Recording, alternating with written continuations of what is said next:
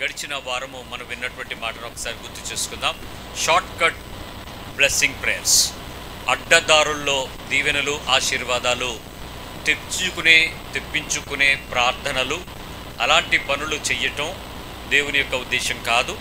అది క్రైస్తవ్యం కాదు.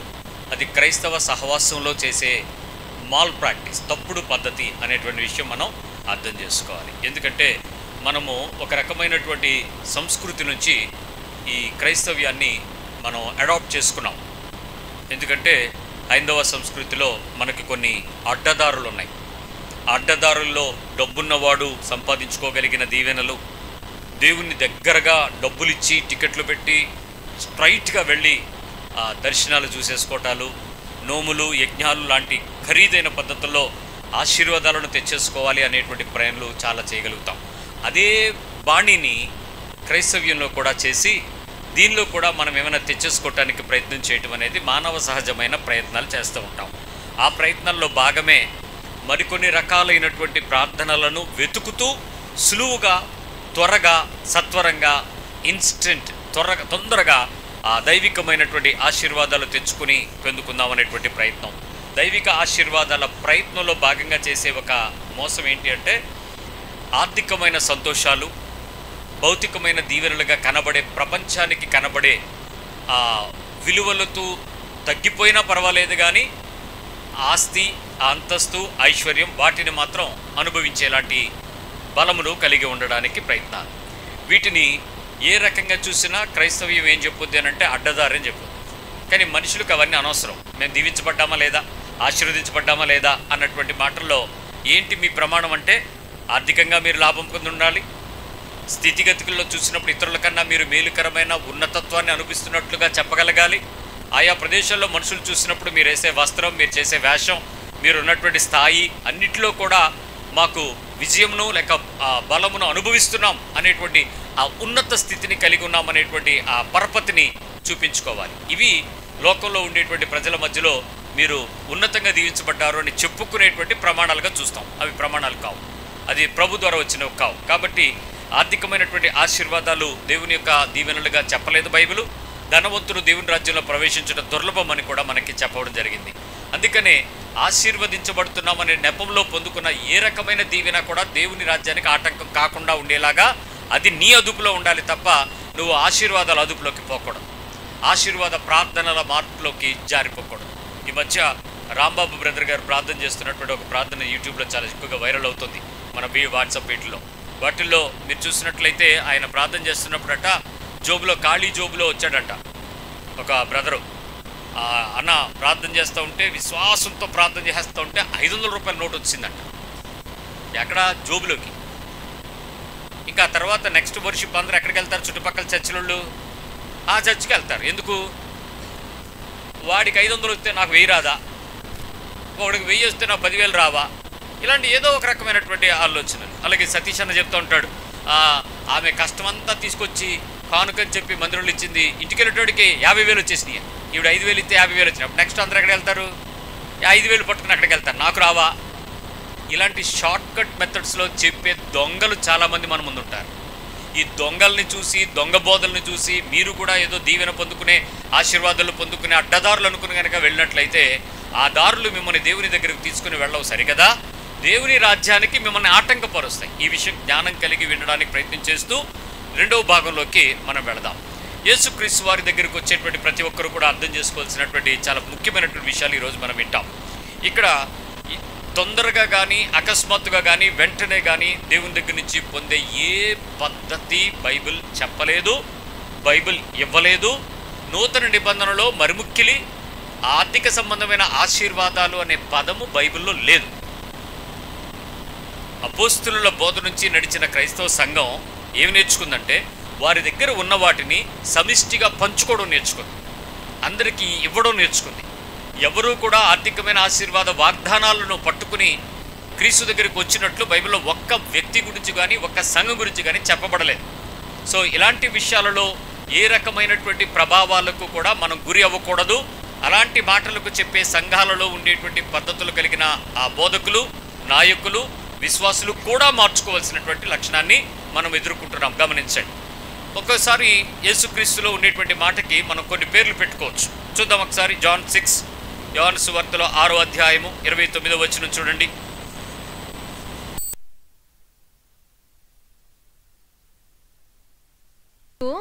ఆయన పంపిన వాని యందు మీరు విశ్వాసం ఉంచుటే దేవుని క్రియ అని వారితో చెప్పెను. దేని యందు విశ్వాసం ఉంచుట? ఆయన పంపిన వాని యందు. అంటే ఎవరు? దేవుడు యేసుక్రీస్తుని పంపాడు. యేసుక్రీస్తు దేవుని చేత పంపబడినవాడు, దేవుని దగ్గర నుంచి వచ్చినవాడు, దేవుని దగ్గర ఉన్నవాడు, దేవుడే అయినవాడు అని ఆయనను నమ్ముట విశ్వాసం. మళ్ళీ చెప్తున్నాను, మీ విశ్వాసానికి ఒక పేరు మార్చుకోండి, మీ విశ్వాసానికి నిర్వచనం మార్చుకోండి, మీ విశ్వాసానికి కర్త అయిన యేసు గురించినటువంటి సరైన అభిప్రాయం తెచ్చుకోవడానికి ప్రయత్నించండి. ఇప్పటికైనా సంఘంలోకి వచ్చి దేవుని దగ్గరికి వచ్చామని చెప్పుకునే మీరుకు యేసు గురించినటువంటి సరైన విశ్వాసం లేకపోతే నష్టపోతారు. యేసు గురించినటువంటి విశ్వాసం ఏమై ఉండాలి? ఆయన దేవుని చేత పంపబడిన వాడని, ఆయన దేవుడై ఉన్నవాడని, ఆయన దేవుని పక్షమైన వాడని, ఆయన దేవునిలో భాగమని వెంచాలి. విశ్వాసమునకు కర్త అయినటువంటి యేసుక్రీస్తుని మీరు చూసేటప్పుడు ఆయన ఆశీర్వదించువాడని కాదు నమ్మాల్సింది, ఆయన దేవుని వాడని, ఆయన దేవుని చేత పంపబడిన వాడని, సమయం సమీపించినప్పుడు మనుషుల్ని రక్షించి విమోచించడానికి, ఆయన దేవుని దగ్గరకు తీసుకుని వెళ్ళటానికి ఆయన దారి లేక మార్గమైన వాడని నమ్మాలి. మీరు యేసు ప్రభు దగ్గరికి వచ్చాక దేనికి నమ్ముతున్నారు? ఆయన్ని, ఆయన మమ్మల్ని దేవుని దగ్గర నుంచి వచ్చి తీసుకెళ్తానికి వచ్చిన వాడు నమ్ముతున్నారా? ఆశీర్వాదానికి ఇచ్చేవాడని నమ్ముతున్నారా? మీరు యేసునామంలో ఆమేన్ అన్నారంటే దాని వెనక మీ ఆలోచన ఏంటి? ఏదో పొందేస్తామనే కదా. మీరు ప్రార్థన చేసి ప్రభు ఉద్యోగం ఇస్తున్నందుకు స్తోత్రం ఆమేన్ అన్నారంటే ఏంటి? యేసు ప్రభు ఉద్యోగం ఇస్తానికి వచ్చాడా? ప్రభు ఈ వివాహ విషయంలో నువ్వు అద్భుతమైన కార్యం చేసి ఘనమైన కార్యం జరిగించి వివాహం అంతట్లో నువ్వు నడిపించినందుకు నీకు స్తోత్రం అంటే వివాహం చేయడానికి వచ్చాడా యేసు ప్రభు? ఇక్కడ మీ దృక్పథం యేసుని ఏమై ఉన్నాడు దాని మీద మీ విశ్వాసం అనే పేరు మార్చండి. 2:36 వచనం అదే అధ్యాయం. మీరు నన్ను చూచియుండియు విశ్వసింపక ఉన్నారని మీతో చెప్పి తిని. ఇక్కడ ఏంటి? ఈ మనుషులు ఎవరు మరి? చూస్తున్నారంట, ఏముంచట్లేదు. ఏంటి రెండో రకం? చూడడం ఏంటి, విశ్వాసం ఉంచకపోవడం ఏంటి? ఇది యేసుప్రభు వచ్చినప్పుడే జరిగింది. ఇది ఇప్పుడు ఈ సంఘంలో ఉన్న వారందరూ, నేను మిమ్మల్ని అడుగుతున్నాను, నా వైపు చూడండి. మీరందరూ యేసుక్రీస్తుని విశ్వాసం ఉంచుతున్నారా? అందరూ ఏమంటున్నారు గట్టిగా? మీరు యేసుప్రభునందు విశ్వాసం ఉంచుతున్నారా? ప్రార్థన చేసే పాస్టర్ ఎందుకు విశ్వాసం ఉంచుతున్నారా? అబద్ధాలు ఆడద్దు.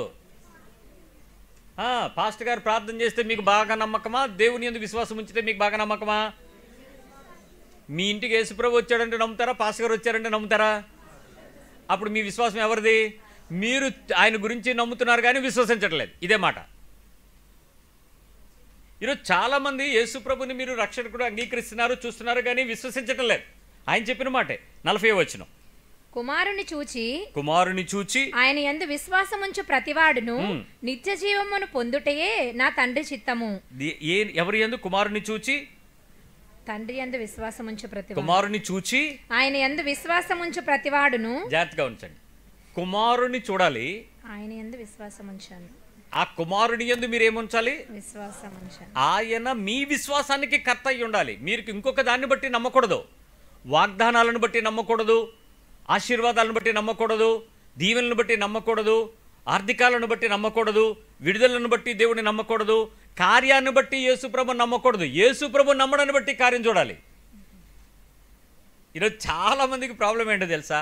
నేను కొన్ని హాస్పిటల్స్కి దర్శించడానికి మన వాళ్ళు ఎవరైనా ఉన్నప్పుడు వెళ్తే వాళ్ళు ప్రార్థన చేసేటప్పుడు వాళ్ళు వెంటనే చెప్తారు, అయ్యగారు ఆ చివరి ఆవిడ కూడా ప్రార్థన చేయండి అని పిలుస్తారు. ఈలోపు మేము కళ్ళు మూసుకుని తలలో వంచేటప్పటికి జనరల్గా తెల్ల సట్లాలు వేసుకుని వస్తాం. వాళ్ళకి అర్థమైపోద్ది ఈ బైబిల్ పట్టుకొని నేను ఎవడో పాస్టర్ లాగా ఉన్నాడని చెప్పి, అయ్యగారు మా పేషెంట్ కూడా ప్రార్థన చేయరని వాళ్ళే వచ్చి కొంతమంది తీసుకెళ్తారు. మన వాళ్ళు రికమెండేషన్ కొంతమంది వాళ్ళు వచ్చి మా దగ్గర కూడా రండి ప్రార్థన చేయండి అని. ఏమ్మా మీరు ప్రభు నమ్ముతారా అంటే, ఏమండి రోగంతో ఉన్నాం, బాధతో ఉన్నాం, హాస్పిటల్కి వస్తే ప్రార్థన చేస్తే తగ్గుద్దని అందరూ చెప్తారు, మీరు పాస్టర్ గారు మీరు ప్రార్థన చేస్తే తగ్గుద్దని నమ్ముతున్నాం అని వాళ్ళు కొంతమంది ఉంటారు. కొంతమంది ఏం చెప్తారు తెలుసా? మా అయ్యగారు వస్తారు మీ చేత ప్రార్థన చేస్తామని మన వాళ్ళు ఆల్రెడీ క్యాన్వర్సింగ్ స్టార్ట్ చేస్తారట. మా అయ్యగారు నా చూడడానికి ఎలాగైనా వస్తారు, ఆయన చేత ప్రార్థన చేస్తారు, నీకు ఎందుకు తగ్గిపోద్ది, నువ్వు నమ్ము, తగ్గిపోద్ది నమ్ము అని చెప్తారు. వాళ్ళు ఇప్పుడు దేని మీద నమ్ముతారు? యేసుప్రభు మీద, పాస్టర్ గారి మీద. సో ఖచ్చితంగా వాళ్ళ విశ్వాసం పాస్టర్ గారు ప్రార్థన మీద. పాస్టర్ గారి విశ్వాసం ఎవరి మీద? యేసుప్రభు మీద. మొత్తానికి స్వస్థపరచు వరములు, పరిశుద్ధాత్మ దేవుడు, యేసుక్రీస్తు వాక్యము, ప్రార్థన అన్నీ ఏకీభవించాం, విశ్వాసంతో ప్రార్థన చేస్తాం. నా పక్కన రోగి ఉన్నాడు కదా, ఎవరు రికమెండెడ్ రోగి, ఈ రికమెండేషన్ ఇస్తున్న రోగి కూడా ఏకీభవిస్తాడు నాతో పాటు. సో అప్పుడు ఖచ్చితంగా రోగి ప్రార్థన స్వస్థ వచ్చేస్తాడు. ఆడు వెళ్ళిపోయాడు. ఇలాగే ఎక్కడో ఏఎంజీలో ఒకసారి ఎవరికో మన వాళ్ళు రోగుల కోసం ప్రార్థన చేయడానికి వస్తున్నప్పుడు ప్రార్థన అయిపోయాక ఆ వ్యక్తి వెళ్ళిపోయారు. రైతు బజార్లో కలిసింది నాకు. మా ఇంటి పక్కన రైతు బజార్ కదా, నేను రైతు బజార్లో ఏదో కొంటుంటే వచ్చింది. వచ్చి సీరియస్గాను అయ్యగారు బాగున్నారా అంది. హాయ్ బాగున్నారంటే బాగున్నానమ్మా అని. గుర్తుపట్టారా అని. ఇది ఒకటి కౌన్ బరేగా కరోర్పతి ప్రశ్న. అది బోల్డ్ పెళ్ళిళ్ళు చేస్తూ ఉంటాం, బోల్డ్ ఊర్లు మీటింగ్లకు వెళ్తూ ఉంటాం, ఆయా ప్రదేశాల్లో జనాలు కలుస్తూ ఉంటారు, చూస్తూ ఉంటారు, పలకరిస్తూ ఉంటారు, ఏవో చెప్పేస్తూ ఉంటారు. ఇదిగో మా బావగారి తాలూకా చెల్లండి అక్కడనే ఏదో ఆ టైంకి కొడతాం. ఇప్పుడు గుర్తుపెట్టుకోండి ఎక్కడో ఉంది అమ్మ నాకు ఎక్కడ గుర్తుంటుందిరా అని అంటే అప్పుడు ఆవిడ చెప్పింది, నేను హాస్పిటల్లో ఉన్నప్పుడు మీరు ప్రార్థన చేయడానికి వచ్చినప్పుడు మీరు ప్రార్థన చేసిన తర్వాత ఆ రోజు డాక్టర్లు ఇంక అవ్వదు, ఆపరేషన్ అవ్వదన్నారండి, ఆ రాత్రి దేవుడు మమ్మల్ని బాగు చేశాడండి మీరు ప్రార్థన చేశాక, ఇంక మరి మాకు తగ్గిపోయిందండి అయ్యగారు అంది. మరి ప్రభు నమ్ముకున్నావా అని అడిగా. అనేసి అంటే అయ్యగారు దేవుడు బాగు చేసిన తర్వాత నేను నమ్మలేదు కానీ ఆ బాగుపడిన మా చెల్లి యేసుప్రభు నమ్ముకుందండి అంది. యేసు ప్రభువుని నమ్మడం వల్ల స్వస్థ వచ్చిందా, స్వస్థత వచ్చినందువల్ల యేసుప్రభుని నమ్మిందా?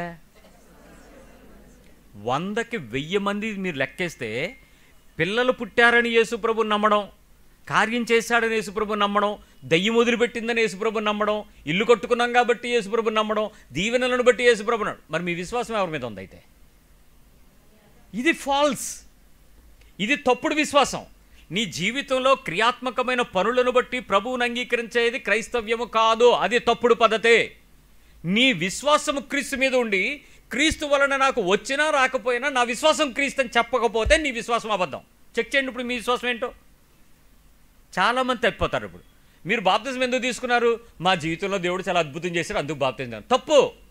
నువ్వు క్రీస్తు దేవుని చేత పంపబడిన వాడని, ఆయన నా రక్షణకు మూలాధారమని, ఆయన ద్వారా నేను దేవుని దగ్గరకు చేర్చబడడానికి దగ్గర దారి మార్గమని, ఆయన యందు నేను చూచి నమ్ముతున్న విశ్వాసాన్ని బట్టి చూడక నమ్మకపోయినా క్రియ జరగకపోయినా నా అంతరంగంలో నా దేవుని మీద అచంచలంగా నిలబడ్డము నాకు విశ్వాసం. ఈరోజు చర్చికి చాలామంది రాకపోవడానికి ఏమ్మా ఎందుకు రాలేదనంటే వాళ్ళు చెప్పే కారణాలు ఒకటే, పరీక్ష ఫెయిల్ అయ్యాను, మా అమ్మాయి చర్చికి రానంటుంది. ఎందుకు రానంది? కార్యం చేయలేదు దేవుడు. విశ్వాసం ఎవరి మీద ఉంది? ఇప్పుడు క్రియ చెయ్యగలిగిన దేవుడిని నమ్ముతుంది తప్ప దేవుడి వలన నాకు కార్యం జరుగుద్దని నమ్మట్లా. ఇక్కడ ఎంతోమంది ఫెయిల్ అయ్యారు, ఎంతోమంది సేవకులు అడ్డుదారి బట్టి ఆడెవడో ఎక్స్ క్రిస్టియన్ అంట. ఎక్స్ ఏంటి? ఎక్స్ హిందూ ఎక్స్ క్రిస్టియన్ అవుతాయా? మనందరం ఎక్స్ హిందువులు కాదా? కాదా? ఎక్స్ అంటే దేవుడు వెక్స్ అయిపోయాడు, దేవుడి దగ్గర నుంచి ఏదో ఎక్స్పెక్ట్ చేశాడు, రాలా. అసలు బైబిల్ చదివే పద్ధతి సరిగ్గా తెలియకపోవడం వల్ల, రక్షణ మూలం సరిగా లేకపోవడం వల్ల మనలో చర్చికి మానేసిన ఆ ఎక్స్ హిందూ చెప్పే మాటలకి చర్చికి కార్యాలు జరగట్లేదని చెప్పి ఆగిపోతున్న నీకు నాకేమీ పెద్ద తేడా కనబడట్లే. మీ ఇద్దరు ఒకటే. ఇదిగో యేసుప్రభు వారి బాధే కనబడుతుంది. విశ్వాసం అంటే మళ్ళీ నేను చర్చికి వచ్చేయడం విశ్వాసం అనుకుంటున్నారేమో, బాప్తిజం తీసుకోవడం విశ్వాసం అనుకుంటున్నారేమో, కార్యాలు అద్భుతాలకు సాక్ష్యాలు చెప్పాడు విశ్వాసం అనుకుంటున్నారేమో, సంఘాల్లో మీటింగులు చర్చిలు కట్టించడం డబ్బులు ఏమన్నా విశ్వాసం? ఏది విశ్వాసం అన్నాడు దేవుడు. సో నీ విశ్వాసానికి ఆధారం ఏంటి? ఈరోజు మీలో చాలామందికి విశ్వాసం లేదని యేసుప్రభు డైరెక్ట్గా మాట్లాడగలడు. నేను మీ మీద నిందారోపణ చేయగలను. కారణం ఏంటి? Same thing. క్రియ జరగలేదు, కార్యం జరగలేదు, అద్భుతం జరగలేదు, విడుదల జరగలేదు, ఆశ్చర్యకార్యం జరగలేదు, డబ్బులు రాలేదు, అప్పు పుట్టలేదు, ఇల్లు కట్టలేదు, పెళ్ళవ్వలేదు, పిల్లలు పుట్టలేదు, మగపిల్లోడు పుట్టలేదు, వీసా రాలేదని ఒక ఆవిడ మానేసింది చర్చికి. ఏమమ్మానంటే అసలు పరలోకంలాగా ఉంటుందటండి అమెరికా, వెళ్ళడానికి దారి ఇవ్వలేదు దేవుడు. వెళ్ళడానికి దారి ఇవ్వకపోతే అది పరలోకమా? పరలోకానికి దారి యేసుప్రభు అండి, అమెరికాకి దారి ట్రంప్. ఈ మధ్యలో వీళ్ళకి ఎవడో ఈరోజు ట్రంప్ ఉంటాడు, రేపు ఇంకో బొంపు ఉంటాడు. ఆడెవడితో నీకేం సంబంధం? సో దేవునితో నీ దారి ఏంటి? ఈరోజు నాకు లక్ష్యము దేవుడు అనుకోండి. చాలామంది క్రియ జరగకపోయినా, అద్భుతం లేకపోయినా నేను దేవుని సన్నిధికి రావడం మానను, దేవుని వాక్యాన్ని చదవడం మానను, దేవునితో ధ్యానించడం మానను, దేవుని సన్నిధిని వెతుక్కోవటానికి వెంపర్లాడకుండా సమయమనక అసమయమనక పరుగులెత్తడం మానను. ఇలాంటి మనుషులు ఎంతమందిని చూస్తారు మీరు? ఎంతమందిని వెతుకుతారు? నేను మొన్న ఒక ఆవిడని అడిగాను, ఏమ్మా చర్చికి అంత దూరం నుంచి వస్తున్నావు, దగ్గరలో మందిరాలు లేవా అని అడిగాను. ఆవిడ ఓ మాట చెప్పింది, పాస్టర్ గారు మీరు దగ్గరలో వెళ్ళమంటున్నారు, నేను వెళ్ళగలను, మీరు నా దగ్గరికి రావద్దు అని మీరు కరాఖండిగా నా మొహం మీద చెప్పేస్తే నేను మానేస్తాను. నేను దగ్గరలో వెళ్ళడానికి ప్రయత్నం చేస్తాను, ఒకప్పుడు చేశాను. దానివలన నాకు అర్థమైన విషయం ఏంటంటే నాకు దేవునితో సంబంధం నాకు అక్కడ దొరకలా. నాకు అక్కడ మా పాస్టర్ గారితోనూ సంఘంతోనూ సహవాసం అనే పేరుతో చాలా మోసానికి గురయ్యా. నా జీవితంలో 15 లక్షలు ఆ మందిరంలోకి వెళ్ళడం వల్ల నేను నష్టపోయా. కానీ ఈరోజు నేను నష్టపోయిన నా స్థితిలో నుంచి, నేను ఉన్న ప్రదేశం నుంచి మీ చర్చికి వచ్చి ఒకసారి వచ్చి వెళ్ళటానికి 180 రూపాయలు ఖర్చు అవుతుంది నాకు. నేను 180 రూపాయలు ఖర్చు పెట్టుకుని సైతం నాకు ఈ కష్ట సమయంలో సందర్భం అని పలానా రోజు వాక్యము చెప్పే ప్రార్థన ఉంది అని అంటే నేను మానక మీ దగ్గరికి రాగలుగుతున్నా. నేను ఎందుకు ఇంత దూరం ఆటోల మీద ప్రయాణం చేస్తూ ఇన్ని రూపాయలు ఖర్చు పెడుతూ తిరుగుతున్నాను అంటే, నేను వింటున్నటువంటిది నా కర్త అయిన యేసుక్రీస్తుకి దగ్గరగా నన్ను చేరుస్తుంది. అందుకు నేను రావడం మానటలేదు. నాకు విలువైనటువంటి విషయాలలో నాకు ఇంకెక్కడో లాభం ఉందేనంటే ఐ డోంట్ కేర్, నా పనిని మానేస్తాను ఆ రోజు. ఎందుకంటే నాకు ఆ లాభం కన్నా నా దేవునితో ఉండేటువంటి ఆ విశ్వాసంలోకి నేను ఎదగడం నాకు ఆసక్తి. ఇంట్లో చిన్న కార్యక్రమం మీకు పెట్టుకుంటే పడితే మందిరం మానేస్తారు, వాక్యం వినడానికి రావడం మానేస్తారు, దేవుని మాట వినడానికి ఏముంది నువ్వు వెళ్ళు నేను లైవ్లో కూర్చుంటానులే. లైవ్లో కూర్చుంటావా? పడుకుంటావు, తర్వాత వినొచ్చలే. ఫిజిబిలిటీస్ ఎప్పుడూ ఉంటాయి. సో విశ్వాసం అనే పేరుకి మీ విశ్వాసం నిజంగా యేసేనా అని అడిగితే విశ్వాసం దొరికిపోవచ్చు. ఆ మాట ఉంటుంది యోహాను సువార్త 3వ అధ్యాయంలో, మనందరికీ తెలిసినటువంటి మాట, 16-17 వచనాలు. సువార్త అనగానే చెప్పే మాటలు 3:16. దేవుడు లోకమును ఎంతో ప్రేమించెను కాగా ఆయన తన అద్వితీయ కుమారునిగా పుట్టినవాని యందు విశ్వాసముంచు ప్రతివాడును నశింపక నిత్య జీవం పొందినట్లు ఆయనను అనుగ్రహించెను. విశ్వాసముంచు ప్రతివాడు అంటే ఇప్పుడు దీనిలో ఇక్కడ కూర్చున్న వాళ్ళు అందరూ ఉన్నారా లేదా? యేసుప్రభుని విశ్వాసం ఉంచిన వాళ్ళే లేదా? ఇప్పుడు మీరు అందరూ చెప్పొచ్చు అది కూడా విశ్వాసమేనండి, మేమందరం దేవునితో ఉన్నాం కదా, అయితే మేము నశించామని నిత్య జీవం పొందుతామని. గ్యారంటీ ఉందా? ఈ 3:16 మీరు విశ్వాసం ఉంచారు, నశింపక నిత్య జీవం పొందగలరా? యేసుప్రభు నమ్మారు కదా, 3:16 ప్రకారం నమ్మారా లేదా? నమ్మిన మీరు ఇప్పుడు చదివినటువంటి 6:29 అలాగే 36-40 వచనాల ప్రకారం మీరు దేవునితో పాటు ఉన్నారు అనే విశ్వాసానికి రాగలరా? ఈ రెండు ఈక్వలేనా? కాదు. ఇదేంటి? నా రక్షణకు మూలాధారమైనటువంటి యేసుక్రీస్తు ద్వారా నేను రక్షణలో ప్రవేశించాను. నా రక్షణ కారకుడిని నేను ఎరగకపోతే నా విశ్వాసం మళ్ళీ సరిపోదు, పనిచేయదు. కాబట్టి పని చేయగలిగే స్థితిలోకి మీరు ఎప్పుడూ కూడా ఏ పరిస్థితుల్లో ముందుకు వెళ్ళాలో తెలుసుకోవాల్సిన ముఖ్యంగా మనకి ఏంటంటే, యేసు ప్రభు వారిని నమ్మినంత మాత్రంలో, యేసు ప్రభు వారి దగ్గరికి వచ్చినంత మాత్రంలో, యేసు ప్రభునందు విశ్వసించినంత మాత్రంలో, రక్షణ పొందినంత మాత్రంలో, అభిషేకం అని చెప్పేటువంటి కార్యాలు మీకు జీవితంలో జరిగినంత మాత్రంలో దేవుడు మిమ్మల్ని తప్పు చెయ్యనివ్వడు. దేవుడు మిమ్మల్ని పొరపాట్లు చేయటానికి అనుమతి ఇవ్వడు. దేవుడు మిమ్మల్ని నెమ్మదిగా చిన్నవైనా చెయ్యి పర్వాలేదు ఒప్పేసుకుందాం అనేటువంటి సమర్థనీయమైన పనులు చెయ్యనివ్వడు. నువ్వు చెయ్యొద్దు అని చెప్పాడు, చెయ్యొద్దు అంతే. అబద్ధం ఆడడానికి కుదరదన్నాడు, వాడద్దంతే. దొంగతనం చేయొద్దన్నాడు, చేయొద్దంతే. వ్యభిచారం చేయొద్దన్నాడు, చేయొద్దంతే. అబద్ధ సాక్ష్యం చెప్పొద్దన్నాడు, చెప్పొద్దంతే. సమాజంగా కూడుకుడు మానొద్దన్నాడు, రాకుండా మానొద్దంతే. ఆజ్ఞ ఏది ఇచ్చాడో అది నువ్వు చేయాల్సిందే. ఇంకే నువ్వు దానికి అమెండ్మెంట్స్ చెప్పడానికి, షార్ట్ కట్స్ వెతకడానికి, పర్వాలేదు అనుకోవడానికి అసలు కుదరదు. అసలు నీకే దమ్ము ఎక్కడొచ్చింది? నీకు ధైర్యం ఏంటి?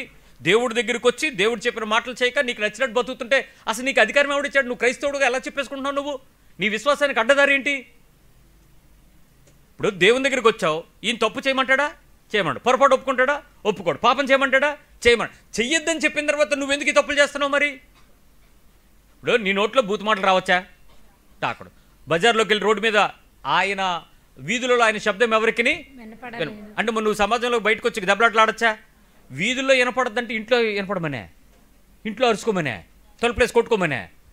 పొద్దున్నుంచి కోపమే రావద్దు, నీ శత్రువుని ప్రేమించమని, నిన్ను నీ పొరుగువాడిని ప్రేమించమని చెప్తే నీ ఇంట్లో వాళ్ళకి నువ్వు ఎంత ప్రేమగా ఉండాలని చెప్పాడు మాదిరి కదా. ఈ పద్ధతులన్నీ తెలిసిన తర్వాత కూడా దెబ్బలాడగలుగుతున్నావు, అరవగలుగుతున్నావు, కేకలేయగలుగుతున్నావు, రోడ్డు మీదకి రాగలుగుతున్నావు అంటే అసలు నీ బతుకులో క్రీస్తున్నట్టా లేనట్ట? అడ్డదారి బతుకులు కదా నీది క్రైస్తవ్యంలో. ఏం మాట్లాడరే? అడ్డదారులు కదా మీ దొంగదారుల్లో మీరు క్రైస్తవ్యాన్ని ఎంచుకున్నారు కదా. ఆ క్రైస్తవ్యానికి మీరు పాస్టర్ని మీరు రోడ్డు మీద పెడుతున్నారు కదా. మీ వీధిలో మీ ఇంట్లో ప్రార్థన పెడితే రేపు సాక్ష్యం ఏంటి? అక్కడ మీరు చేసే పనులేమో దిష్టులు తీయటము, తీసి అదే రోడ్డు మధ్యలో 3 ఇళ్ల మధ్యలోకి వెళ్ళి ఆ గుడ్లు, ఎంటుకలు, నిమ్మకాయలు, ఎండుమిరపకాయలు అవి వేయటము. నువ్వు వచ్చి ఇక్కడ పాస్టర్ దగ్గర తెచ్చి మా అబ్బాయికి దయ్యం పడుతుంది ప్రార్థన చేయండి అంటే ఏం చేయాలి పాస్టరు?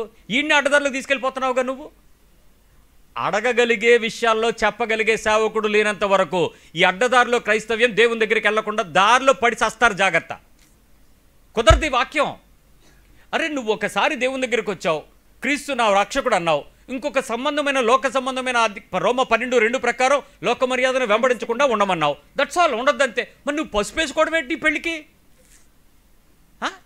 నేరేడు కొమ్మ ఎందుకు నీకు? మామిడి తోరణం ఎందుకు నీకు? తమలపాకులు కట్ట ఎందుకు? జాకెట్లు కట్ట ఎందుకు? నువ్వు తీసుకెళ్ళే తాంబూలం రేపు వరలక్ష్మి వ్రతం నువ్వు ఇవ్వడానికి. మరి నీకేం పోయే కాలం? మరి నీ అడ్డదారిలో నువ్వు చేసే పెళ్లిలో పరిశుద్ధ వివాహం అంటే ఎలా అవుతుంది? అడ్డదారి కదా నీది. నీతో పాటు మిమ్మల్ని అందరినీ తీసుకెళ్ళి సంఘాన్ని దూచేస్తున్నావు. ఈ షార్ట్ కట్స్ ఎవడు చెప్పాడు మీకు? ఈ రకమైన అడ్డదారుల్లో ప్రార్థనలు లేవు, ఆశీర్వాదాలు రావు. దేవుని కార్యాలు, క్రియలు సహజంగా జరిగిపోయే ప్రక్రియలో మీకు జరుగుతున్న పనులను, దైవాశీర్వాదాలను మీరు చెప్పే సాక్ష్యాలు నమ్మడానికి జనం ఎర్రోళ్ళేమో కానీ మోసపోకండి, దేవుడు విక్రించబడ్డని బైబిల్ చెప్తుంది. No short cuts. చెప్పింది చెప్పినట్టు చేయటమే దేవుని వాక్యం. అలా మారినటువంటి అంత్యోకయలో మొట్టమొదటి క్రైస్తవులు వాళ్ళు చేసే జీవిత విధాన ప్రమాణాలు చూసి ఏంటి వీళ్ళ నిబద్ధత ఏంటి, వీళ్ళ విలువైన జీవితాలు ఏంటి, వీళ్ళ త్యాగాలేంటి, వీళ్ళు ఎందుకు దేవుని మాటను బట్టి ఇంత పరిశుద్ధంగా జీవిస్తున్నారు, మనం చేస్తున్నట్టు రాజీ పడరెందుకు, లోబడరెందుకు, తప్పు చేయరెందుకు, పాపం చేయరెందుకు, ఆసక్తి కలిగిన లోకపు మర్యాదలు వెంబడించరెందుకు, వీళ్ళండి క్రీస్తుని వెంబడిస్తున్న వాళ్ళు, వీళ్ళు క్రైస్తవులు అని చెప్పారు. ఈరోజు మనకు కూడా క్రైస్తవులని ముద్ర ఉంది. ఏమని? ఏ క్రైస్తవులని? క్రిస్మస్కి ఇంటి మీద స్టారు, ఇంట్లో బారు. మన క్రైస్తవ్యం ఫ్యాషన్ పీరియడే. మీరు వేసుకున్న బట్టలు, మీ మూతికి వచ్చిన రంగులు, మీ ఒంటి మీద మీ బతుకులు, వేషధారి అని పిలిచే దేవునికి దగ్గరగా నిలబడిపోతామే. భక్త్యా? అది భక్త్యా? ఎందుకు మాదిరి చూడాలి? Short cuts. భక్తికి షార్ట్ కట్స్ ఎత్తికేసావు. క్రైస్తవ్యానికి నీకు నచ్చిన పద్ధతులు ఏం చేసుకున్నావు? ఏమీ అవ్వదలే. మా పాస్టర్ అమ్మగారే ఎన్ని మలుపులు ఎట్టుకుంటే ఏమవుద్ది? ఎట్టుకుంటే ఆవిడ వెళ్ళదు, నువ్వు అయిపోతావా? మీ పాస్టర్ అమ్మ నీ రక్షణకు మాదిరే? ఎవడు నీకు మాదిరి? అందుకే యేసునందు విశ్వసించావా అని అడిగాను. నిన్న నా కేవైసీలో ఎవడో ఒక ప్రశ్న అడిగాడు.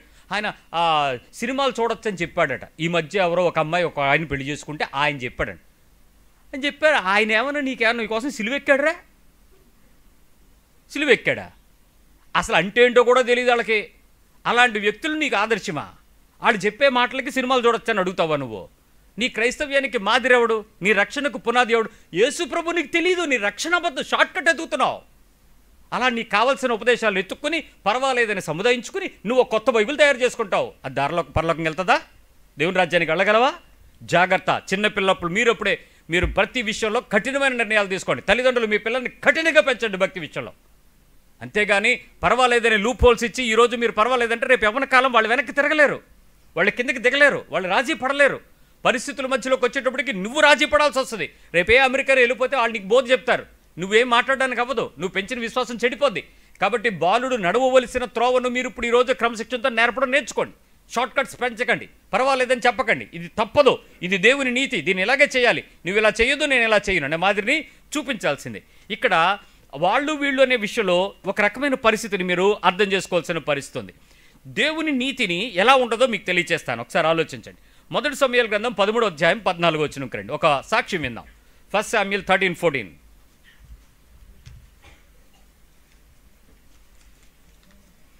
పదమూడవ అధ్యాయము మొదటి సమూయేలు గ్రంథము 14వ వచనం. అతడు నన్ను నీకు ఇయ్యకపోడు అని చెప్పినను. 13:14.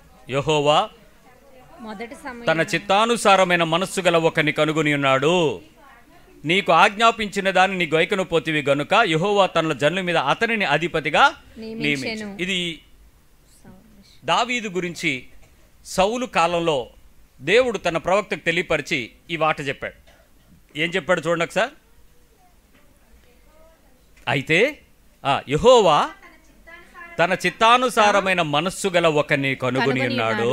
నీకు ఆజ్ఞాపించిన దానిని నీవు గైకొనకపోతివి. ఆగండి. ఒకవేళ దేవుడే గనక ఈ మాట నాతో అన్నాడు అని మీలో ఎవరైనా చెప్పగలరా? నాకు ఆజ్ఞాపించిందంతా నేను చేస్తున్నాను కాబట్టి దేవుడు నన్ను వదలడు, నన్నే వాడుకుంటాడని ఎంతమంది చెప్పగలరు? ఎవరైనా చేయెత్తారా? ఎవ్వరు ఎత్తరు. ఎందుకు ఎత్తరు? ఆయన ఆజ్ఞాపించిన దాన్ని మనము చేయలేదు కాబట్టి. చెయ్యకపోయినప్పుడు నిన్ను దేవుడు రీప్లేస్ చేస్తాడా చేయడా? ఆలోచించుకోవాల్సింది ఏంటంటే, చాలామందికి తెలియని విషయం చెప్తున్నాను ఈరోజు. నేను సారీ అని చెప్తే దేవుడు సారీ చేస్తాడు, క్షమిస్తాడు. ప్రభువా నన్ను మార్చు అంటే నన్ను మార్చేస్తాడు. ప్రభువా నాకు అలా కాదు ఇలా చెయ్యని చెప్తే నాకు ఎలాగో చేసేస్తాడని చాలామంది అనుకుంటున్నారు. ప్రభు అలా చేయడు. నువ్వు చెయ్యటానికి చేసే ప్రయత్నంలో తోడై ఉంటాడు, నిన్ను చెయ్యనివ్వడం. నువ్వు చేస్తేనే నీతో నడుస్తాడు, లేకపోతే చేయడు. సౌలు తన మనస్సు మార్చుకోవటానికి ప్రయత్నం చేయలేదు, అందుకు సౌలుకు అవకాశం ఇవ్వలేదు. దావీదు ప్రతిసారి తప్పు జరిగిన వెంటనే, దేవా నువ్వు నన్ను డీల్ చేయి, నేను నీ చిత్తం చేయడానికి ఇష్టపడుతున్నానని హ్యాండిల్ చేయటానికి, దేవుని చేత హ్యాండిల్ చేయబడటానికి ఎప్పుడు రిపేరబుల్గా ఉన్నాడు. అందుకు దేవుడు అతన్ని తన చిత్తానుసారి అని చెప్పాడు. ఇప్పుడు మనకి ఈ విషయం, ఈ స్టేట్మెంటు, దేవుడు నేను చెప్పింది నువ్వు చేయలేదు కాబట్టి నేను నిన్ను వదిలిపెట్టి నీకన్నా నా చిత్తం చేయడానికి ఇష్టపడగలిగిన నా హృదయానుసారం నేను ఇంకొకటి ఎంచుకుంటానని అంటే నీ స్థానం ఏమవుద్ది? నేను మళ్ళీ చెప్తున్నాను, పరిశుద్ధాత్మ దేవుని యొక్క కృపను బట్టి నీలో దర్శనాలు ఏమి ఆనిపోవు. ఐ రిపీట్, దర్శనాలు చూడడం మానవు, ప్రవచనాలు రావడం మానవు, కలలు కనడం మానవు, వాగ్దానాలు రావడం మానవు, ప్రవచనాలు చెప్పడం మానవు, అద్భుత ఆశ్చర్య స్వస్థత మహత్కార్యాలన్నీ జరిగిస్తావు, 9 వరాలు నీలో పనిచేస్తాయి, కానీ నువ్వు దేవుని రాజ్యంలోకి రావు. నువ్వు ఆయనతో నడవలేవు. ఆయన నీతో నడవడం వల్ల ఈ కార్యాలన్నీ జరుగుతాయి, నీతో ఆయన నడవడు. నిన్ను ఆయన దగ్గరికి తీసుకుని వెళ్ళడానికి, దేవుని రాజ్యంలో తీసుకుని వెళ్ళి ఆ స్థానంలోకి నిన్ను తీసుకెళ్ళడు. ఏం చేయగలవు? ఎందుకంటే నువ్వు నా చిత్తానుసారం చేయలేదు. కానీ నువ్వు అక్కడ నిలబడడానికి, ఆ ప్రజల అవసరం తీర్చడానికి నీలంటోడు అక్కడ అవసరం కాబట్టి నేను అక్కడ నుంచోబెట్టుకుని నిన్ను ఫలింపజేశా. కానీ నువ్వు నా చిత్తంలో నేను చెప్పిన మాటలు నువ్వు చేయలేదు కాబట్టి ఐఎమ్ సారీ, నేను వేరే వాడిని ఎంచుకున్నాను. సౌలు ద్వారా చాలా పనులు జరిగాయి, అక్కడ చాలామంది ప్రజలు దేవుని వైపు తిప్పబడ్డారు. కానీ సౌలు ఆ వాగ్దానంలోంచి అవుట్. నేను ఇప్పుడు నీతో చెప్పే ఒక విషయం నీకు చేదైన వార్త కావచ్చు, కానీ విను. ఒకవేళ దేవుని దగ్గర నుంచి నువ్వు అడ్డదారులో, షార్ట్కట్లో, కొన్ని పద్ధతులు ఉన్నటువంటి షార్ట్కట్స్లో ప్రార్థన చేయించుకోవడం, కొన్ని షార్ట్కట్లు చెప్తున్నాను, మీకు ఏమైనా కోపం వస్తే నా మీద రానివ్వండి, ఇబ్బంది ఏం లేదు, తర్వాత చూసుకుందాం. ప్రార్థనలు చేయించుకోవడం, కానుకలు ఇవ్వడం, సేవకులకు భోజనాలు బట్టలు పెట్టి ఇళ్లలోకి తీసుకెళ్ళి ఒకరోజు పడుకోబెట్టించుకోవటం, ఆశ్రయం ఇవ్వడం, బోల్డ్ దీవెనలు వచ్చేస్తాయి. చాలామంది కొన్ని అడ్డదారులు పెట్టించుకోవటం, సువార్తలకి స్పాన్సర్షిప్ చేయటం, సేవకులకు ఏర్పాట్లలో మంచి ఆహార భోజనాలు ఏర్పాట్లు పంపిణీలు చేయటం, కానుకలు అత్యధికంగా ప్రతిసారి ఇస్తూ సభలు పెట్టించడం, సువార్తలు ప్రకటించటం. దైవ సంబంధమైన కార్యక్రమం అనగానే మేమే ముందుండాలి అనేలాగా ఆ చర్చికి గుమ్మం స్పాన్సర్ చేయడం, ప్రధాన గుమ్మం. ఆ చర్చిలో ఆ దేవుని సేవకుడికి అవసరతలుగా ఉండడానికి ఎక్కడా దిగడానికి వీల్లేదు. మా ఇంట్లో దేవుని సేవకుడికి ఒక మేడ మీద ఇల్లు కట్టాం, మేడ మీద రూమ్ కట్టాం, అది పాస్టర్ రూమ్. అయ్యగారు మా ఇంటికి వచ్చినప్పుడు, ఈ ఏరియాలో వచ్చినప్పుడు మా దగ్గరే ఉండాలి, గెస్ట్ల కోసం, పరిచర్య కోసం అని చెప్పి కొన్ని విడిది గదులు ఏర్పాటు చేసి, సుఖవంతమైన, సౌకర్యవంతమైన, విలాసవంతమైన కొన్ని లగ్జరీస్ ఏర్పాటు చేసి ఆ ప్లేస్ని ఇంచుమించు రీహాబిలిటేషన్ గెస్ట్ హౌస్, ఇది కరెక్ట్ వర్డ్, గెస్ట్ హౌస్ని కట్టించి సేవకులకు ఆతిథ్యాలు ఇచ్చే ఏర్పాట్లు చేయటం.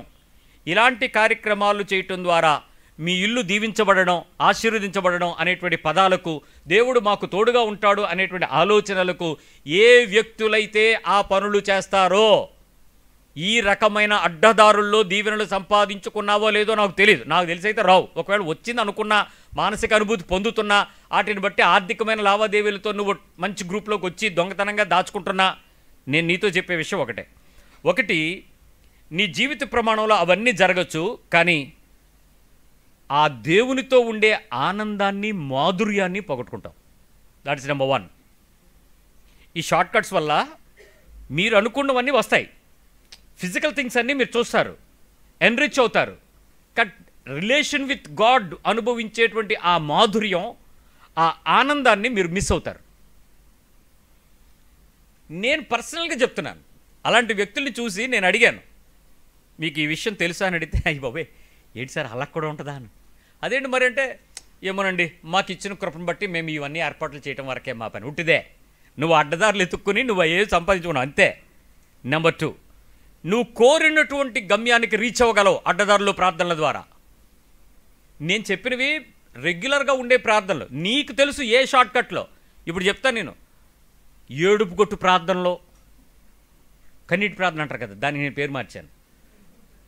2, కడుపు మంట ప్రార్థనలు, ఉపవాస ప్రార్థనలు, కడుపు రగిలిపోయి మండిపోయి ప్రార్థనలు చేసి ఏడిచి దేవుడు ఇవ్వకపోతే కుదరదని రగిలిపోయే ప్రార్థనలు. అప్పుల ప్రార్థనలు, అప్పు చేసి కానుకిచ్చి ప్రార్థన చేయించుకోవడం, అప్పుల ప్రార్థన. నువ్వు అప్పులైపోయినా పర్లేదు, పాస్టర్ దీవించబడితే చాలు. ఈయన బెంజ్ కారు ఇచ్చేస్తాడు దేవుడికి, బెంజ్ కారు. ఆ తర్వాత ఆడి కొంటాడు, అది దేవుడు అంటాడు, ఇది దేవుడే అంటాడు. ఈయన మోడల్ మార్చాడని చెప్పడు, విశ్వాసం అంటాడు దాన్ని. ఎర్రోడెవడు? కానుకలు ఇచ్చే నువ్వే, సంఘంలో చేరి నువ్వే, మాది కూడా పెద్ద జిలుగులు లైటింగ్లో కనపడుతున్నాం అనుకునే ఎర్రదాని ఎర్రోడు నువ్వే. అది ఏ సంఘమో నువ్వే ఆలోచించు, దేనిలో దూరేవో. ఇలాంటి ప్రార్థనలలో నువ్వు అనుకునే ఆశీర్వాద పద్ధతులు ఏవైతే ఉన్నాయో వీటిలో నీవు రీచ్ అవ్వగలవు, గమ్యానికి రీచ్ అవ్వగలవు. కానీ ఒక విషయం తెలుసా, అనేకుల అభ్యంతరాలు నీ మీద ఉంటాయి. You will reach your destination, కానీ చాలా మంది అభ్యంతరాలు నీ మీద ఉంటాయి. ఏటోనండి, మేము ఇన్ని సంవత్సరాల చర్చికి వెళ్తున్నాం, మేము ఇలాగే ఉండిపోయాం, మరి ఆయనకి ఏటో దేవుడు అలా దీవించేస్తున్నాడు. అడిగి తెలుసు ఆ దీవెలు ఎక్కడి నుంచి వస్తున్నాయి. ఏమని? ఏదో బినామీడు ఏదో వస్తుంది, మరి మేము నిజాయితీగా ఉన్నాం కదా, మాకు రావాలి కదా, మాకు రావట్లేదేంటి? This questions, objections will be many. బయట వాళ్ళకే ఉంటాయి, మనకే ఉంటాయి అభ్యంతరాలు. నువ్వు అనుకున్న గమ్యానికి చేరడం ముఖ్యమా, అభ్యంతరం లేని ఆశీర్వాదం పట్టుకోవడం ముఖ్యమో తెలుసుకో. నెంబర్ 3, చాలా విషయాల్లో నీ ఫెయిత్ రిస్కీగా మారద్ది. ఫెయిత్ వేరు, రిస్క్ వేరు. మీ పక్క వాళ్ళకి చెప్పండి, ఈ రెండు పదాలు వేరు వేరని. నీ భక్తి ఏమవుద్దో తెలుసా, రిస్కీగా మారద్ది, ఫెయితీగా మారదు. విశ్వాస సంబంధంగా మారదు, రిస్క్ సంబంధంగా మారద్ది. అంటే నువ్వేదైనా పని జరగాలంటే కొన్ని సాహసాలు చేస్తావు, కొన్ని తెగింపులు చేస్తావు. ఆ తెగించిన దానిని ఆత్మీయతను నువ్వు ముసుగేసుకుంటావు.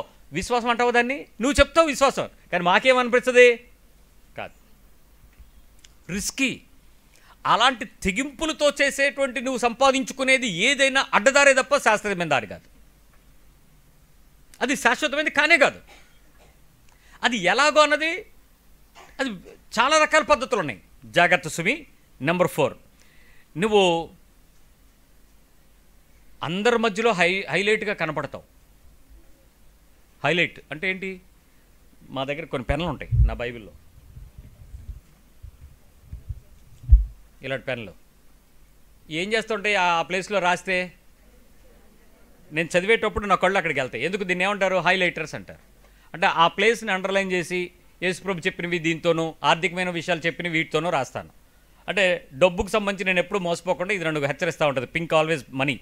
దీనికి దగ్గరగా నన్ను ప్రభు మాట ఇచ్చిన దానికి ఈ గ్లిటర్ వాడతాను. ఇది నాకు వార్న్ చేస్తూ ఉంటుంది బైబిల్ చదివేటప్పుడు, హైలైట్ చేస్తుంటుంది. నేను లోకంలో ఉండేటప్పుడు నేను హైలైట్ అవుతాను. భక్తిలోనూ ఆత్మీయతలోనూ ఆయా పరిస్థితుల్లో నేను కొంచెం హైలైట్గా మారుతాను. కానీ నా పరపతి దెబ్బతింటుంది. My reputation fails, but I will be highlighted. ఏది కావాలి మీకు? హైలైట్ అవ్వడం కావాలా, రిప్యుటేషన్ ఉండాలా? మీ రిప్యుటేషన్ పాడైపోద్ది, మీరు హైలైట్ అవుతారు. అందరి దగ్గర మీరు బాగుంటారు, కానీ మీ రిప్యుటేషన్ పాడైపోతూ ఉంటుంది, మీ పరపతి చెడిపోతూ ఉంటుంది. మీరు ప్రజల నోట్లో పెరుగుతారు, ప్రభు నోట్లో ఉమ్మివేయబడతారు. మనుషులు గొప్ప అంటారు, ప్రభు పట్టించుకోడు. కానీ మీరు హైలైట్ అవుతుంటారు, అన్నిట్లోనూ మీరే కనబడుతూ ఉంటారు, చాలా చక్కగా మాట్లాడుకుంటూ ఉంటారు. జాగ్రత్త. నెంబర్ 5, నువ్వు చాలా విషయాల్లో అప్డేటెడ్గా ఉంటావు, నేర్చుకున్నది ఏమీ ఉండదు. నువ్వు అప్డేటెడ్గా ఉంటావు, నేర్చుకున్నది ఏమీ ఉండదు. నేర్చుకోవడం ఏంటి, అప్డేటెడ్ ఏంటి? ఇప్పుడు లేటెస్ట్గా వచ్చిందాన్ని నాకు తెలుసు, కానీ అదేంటో నాకు తెలియదు. అదే ఏం వచ్చిందో నాకు తెలుసు, ఎలా వచ్చిందో కూడా నాకు తెలియదు. మీలో ఎలక్ట్రికల్ ఇంజనీరింగ్ చదువుకున్న వాళ్ళు ఎంతమంది ఉన్నారు? స్త్రీలు. Electrical engineering, the only one girl. మీ ఇంట్లో మైక్రో ఓవెన్ ఉందమ్మా? ఓటీపీ ఉందా? ఎయిర్ ఫ్రైయర్ లాంటిది ఏమైనా ఉందా? మీరు అలాంటి ఓటీజీయా ఓటీపీయా? ఓటీజీ. ఇవన్నీ మీ మిగిలిన వాళ్ళ ఇళ్ళలో ఉన్నాయా లేవా? మీరు ఎలక్ట్రికల్ ఇంజనీర్లు కానప్పుడు అవి ఎలా పనిచేస్తున్నాయి మీకు ఎలా తెలుసు?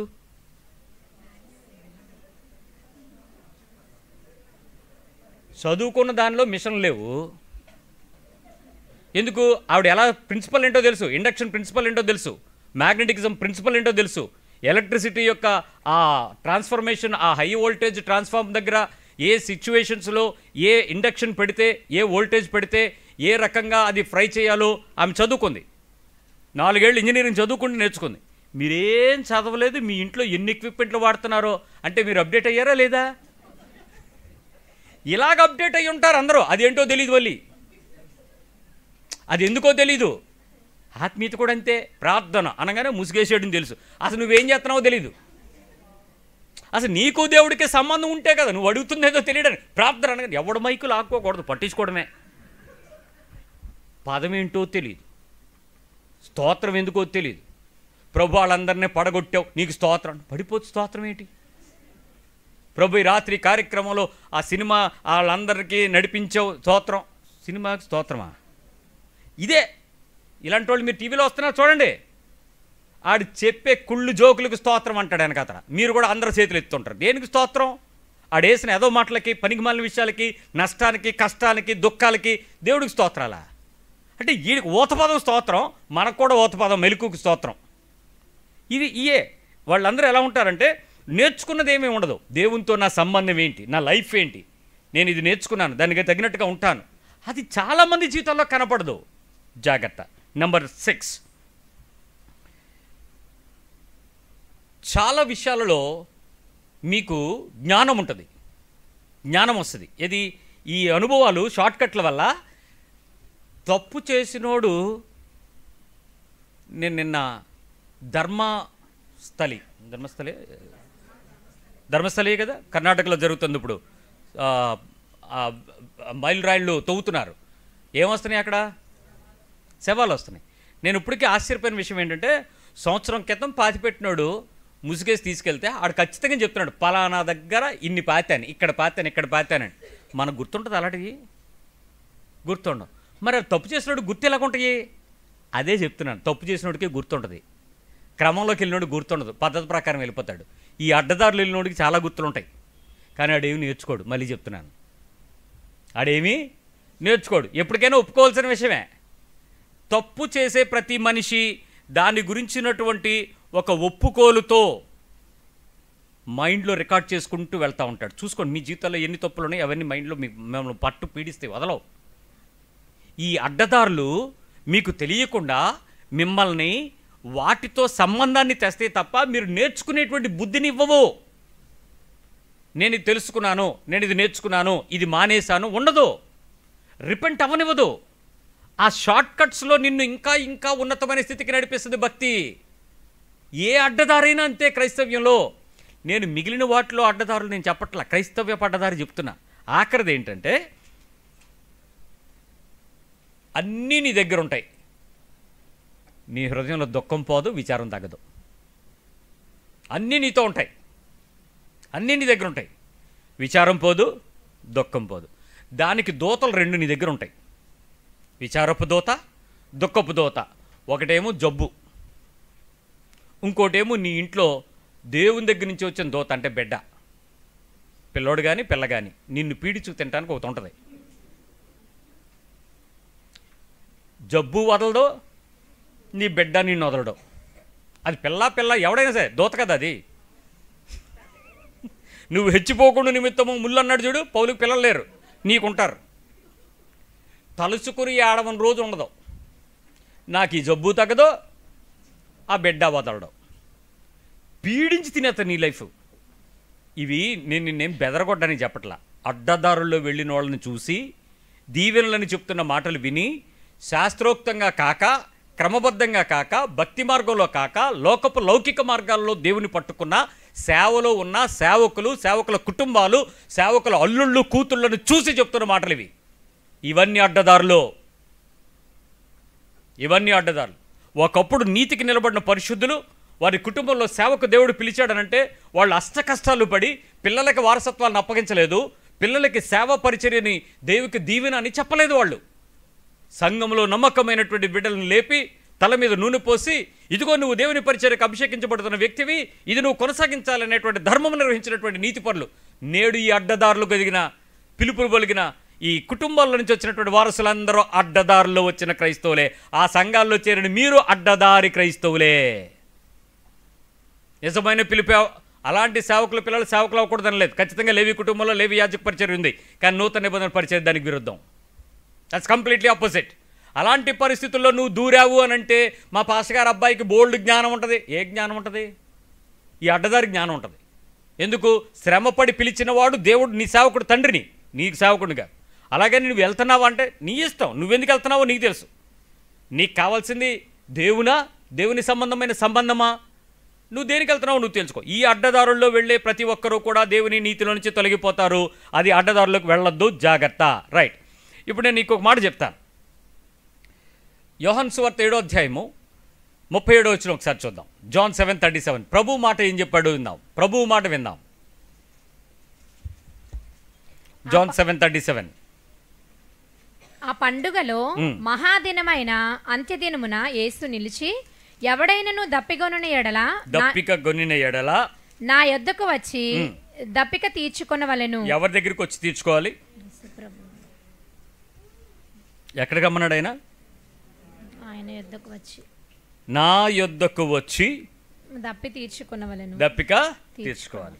ఇప్పుడు నిజంగా చూడండి, యేసు ప్రభువు దగ్గరకు వెళ్ళి దాహం తీరింది, దేవునితో నా సంబంధం నాకు దాహాన్ని తీర్చింది. ఆ సంఘంలోకి నేను వెళ్ళిన తరువాత నా బతుకులో ఉన్న తృష్ణ, దప్పిక, దేవుని కొరకు బ్రతకాలి ఎలాగైనా అనేటువంటి ఒక కోరిక, దేవుని కొరకు నీతిగా పరిశుద్ధంగా బ్రతకాలి, నేను మార్చుకోవాలనే కోరిక నాకు తీరింది అని చెప్పే సాక్ష్యాలు మీరు ఎక్కడైనా విన్నారా? మా చర్చికి వెళ్తేనండి, మా వర్షిప్ టీం ఒకటి ఉంటుంది. ఏం టీము? ఆ వర్షిప్ టీం ఆరాధన చేస్తుంటేనండి మాకు పరలోకంలో ఉన్నట్టు ఉంటుంది. వీళ్ళు ఎందుకు వెళ్తున్నారు? దప్పి తీర్చుకోవడానికా, వర్షిప్ చేయడానికా? మ్యూజిక్ కొట్టేవాడికి ఏమర్థం అవుద్ది? ఆ బ్యాండ్ పార్టీలోకి వెళ్తాడు. ఎవడికి కావాల్సింది వాడు ఎత్తుక్కుంటాడు, ఎవడికి నచ్చింది వాడు చేయటానికి వెళ్తాడు. సో ప్రతి సందర్భంలో వాళ్ళకి కావాల్సింది ఏంటి? మీరు దేవుని దగ్గరికి వెళ్ళి నా బ్రతుకు పోరాటంలో, నా జీవిత విధానంలో నేను జీవించాలనుకుంటున్నటువంటి క్రమానికి నీతి తప్పిపోకుండా, తప్పు చేయకుండా, పాపము చేయకుండా, లోకంలోకి వెళ్లకుండా నా మనసును మార్చుకునేటువంటి దాహం తీరడం కోసం, దాహం తీర్చుకోవడం కోసం నేను అక్కడికి వెళ్ళి యేసుక్రీస్తు సంబంధమైన సత్య జీవ సంబంధమైన వాచనాన్ని పట్టుకుని దానికోసం నేను బ్రతకడం ద్వారా నా మనసు మార్చుకున్నాను, నా ప్రేమించే తత్వాన్ని మార్చుకున్నాను, నా గుణం మార్చుకున్నాను, నా బుద్ధి మార్చుకున్నాను, నా క్రియ మార్చుకున్నాను. మొత్తానికి ఈరోజు నేను దేవుని కోరుకున్న దానిని, నా ఆశలో నుంచి నా దాహాన్ని తీర్చుకుంటానికి నేను దేవుని దగ్గరికి వెళ్తున్నాను. ఎక్కడైనా విన్నారా? మీ సాక్ష్యం అది ఉందా? చాలామందికి మనం అక్కడి నుంచి వచ్చాం కదా, ఆ ఆచారాల నుంచి వాళ్ళు కొన్ని మాటలు చెప్తూ ఉంటారు. మేము కూడా చెప్పేవాళ్ళం. ఏమంటే నిజంగానండి, గుండు కొట్టించుకుని వచ్చినాక అందరూ అడుగుతారు, హే అండ్ మేము హెడ్ ఆఫీస్ అండి. వాళ్ళు వెంటనే ఒకటి అడుగుతారు, ఎప్పుడు వెళ్ళారు? పలానప్పుడు వెళ్ళామండి. దర్శనం బాగా జరిగిందంట. బ్రహ్మాండంగా జరిగిందండి. ఏం జరిగింది? దర్శనం ఎవరిని? మూల విరాట్ అయిన దేవుణ్ణి మేమేం చేయాలి? ఆయన్ని కళ్ళతో చూస్తే దర్శనం, దగ్గరగా వెళ్ళి చూసుకుని వెళ్ళిపోతే దండం పెట్టుకుని దర్శనం, మహాహారతకు వెళ్తే దర్శనం. ఇది భావం. సంఘంలోకి వెళ్ళి దేవుని దర్శించి వెళ్ళారా అని అడిగితే మీరేమని చెప్తారా? ఎవరు మాట్లాడేటి?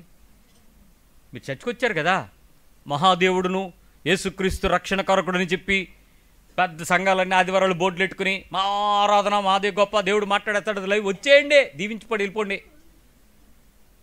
దేవుడు నన్ను దర్శించాడు, నేను ఆయనను దర్శించబడ్డాను, ఆయన చేత దర్శించబడి స్పృశించబడ్డాను వాక్యము చేత. ఆ వాక్యపు జల్లు నన్ను తడిపింది, మంచు వచ్చినట్లు, వర్షం వచ్చినట్లు, నేలను తడపకుండా వెళ్ళినట్లు నన్ను దేవుని వాక్కు చేత తడిపింది. నేను మునిగాను, నేను దర్శించబడ్డాను, నేను తడపబడ్డాను, నా తృష్ణ తీరింది, నేను తాకబడ్డాను. ఇలాంటి మాటలు ఏమైనా ఉన్నాయా? నిజంగా పాస్టర్ గారు చేతులు ఎత్తమన్నారండి ఆయన గారు, మా అయ్యగారు. ఎత్తుంటే అలాగా చల్లగా అనిపించింది. ఏటండి ఏసీ. అప్పటి వరకు ఏసీ ఆన్ చేయలేదు, అప్పుడు ఏసీ ఆన్ చేశారు. ఏసీ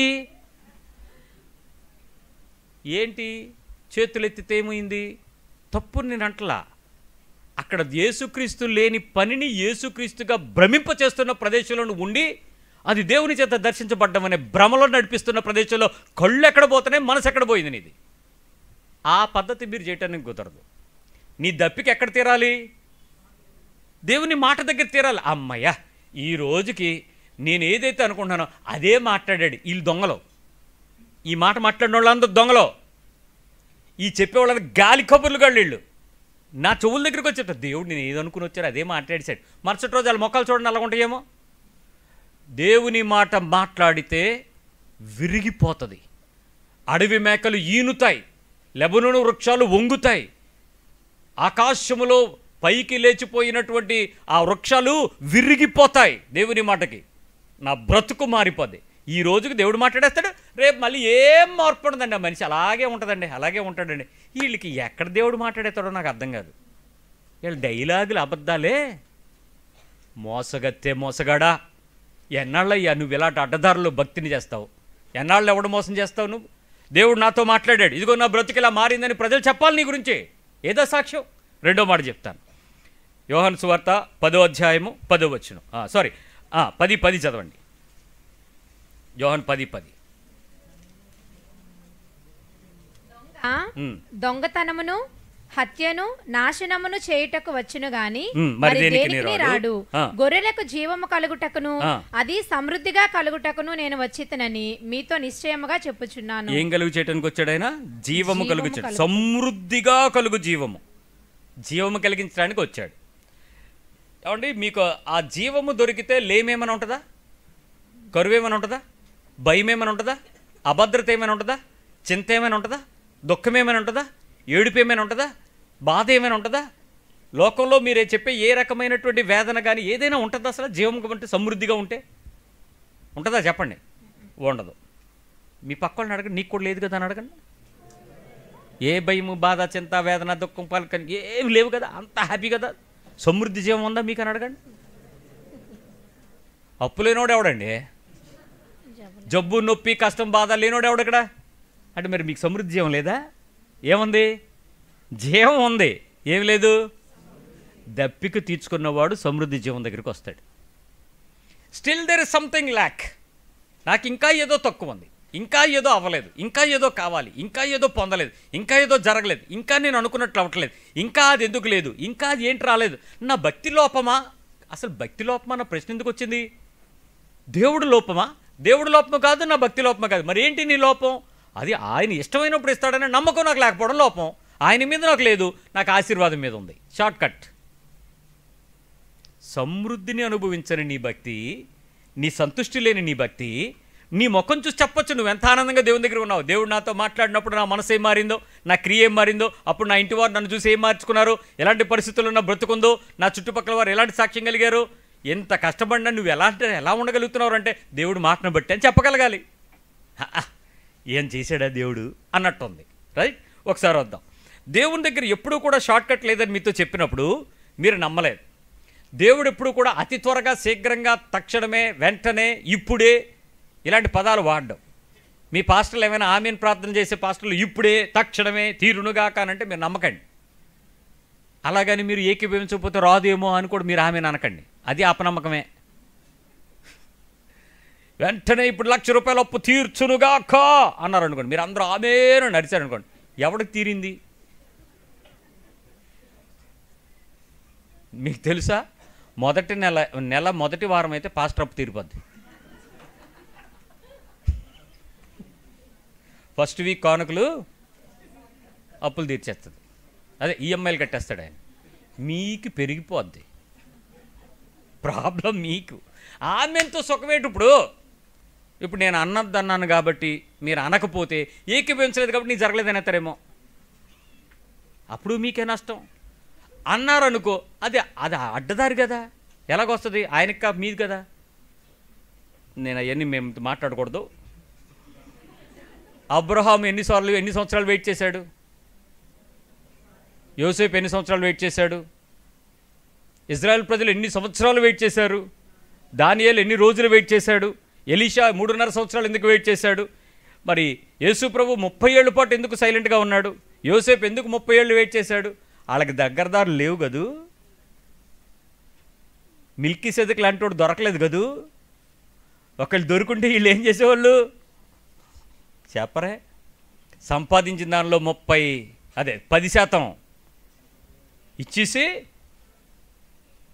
మిల్కీ సెదకు మమ్మల్ని దీవించే అని అడుగుతురు. ఇప్పటికే మనం అదే అడుగుతున్నాం, అక్కడే ఉండి చచ్చిపోయాం. జాగ్రత్త, దేవుడు ఎవ్వరిని అలాంటి షార్ట్కట్లో దీవించలేదు. ఇంత చదువుతున్న వాక్యం తెలిసిన నీకెందుకు షార్ట్కట్ వచ్చింది? ఇప్పుడు అడ్డదారి ఎందుకు వచ్చింది? నీ క్రియకు తగిన ఫలితము నీ చేతుల్లోకి ఇస్తాడు. నీ విశ్వాసానికి తగ్గ ఫలం నువ్వు అనుభవిస్తావు. నీ భక్తి యొక్క క్రియకు తగిన మూల్యము నువ్వు చెల్లిస్తావు. దానికి తగిన ప్రతిఫలపు దీవెన, ఆ ఆశీర్వాదం ఆయన నీకు అందిస్తాడు. ఎక్కడ దీనిలో తేడా ఏం రాదు. అయితే ఏం చేయాలి? నేను విషయం చెప్తున్నాను వినండి. ఏం చేయాలి అంటే చాలా ఈజియెస్ట్ వేస్ ఉంటాయి. ఒకటి, లూకా సువార్త 18:13 చేయండి. భలే అద్భుతమైన విషయం ఉంటుంది అక్కడ. లూకా 18:13,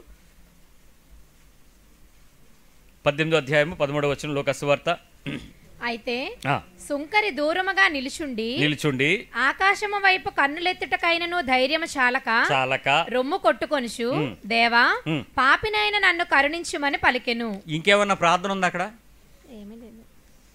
చెప్పండి, ఏముంది అక్కడ ప్రార్థన? స్తోత్రం స్తోత్రం స్తోత్రం స్తోత్రం, కృతజ్ఞతలు కృతజ్ఞతలు కృతజ్ఞతలు, యేసు నాయన యేసు నాయన యేసు నాయన, యేసు బాబు యేసు బాబు, యేసు తండ్రి పరిశుద్ధాత్మదేవ స్తోత్రం స్తోత్రం స్తోత్రం స్తోత్రం, యేసు కృతజ్ఞతలు కృతజ్ఞతలు, పాపినైన నన్ను కరుణించుము తండ్రి అని అడిగాడు. అప్పుడు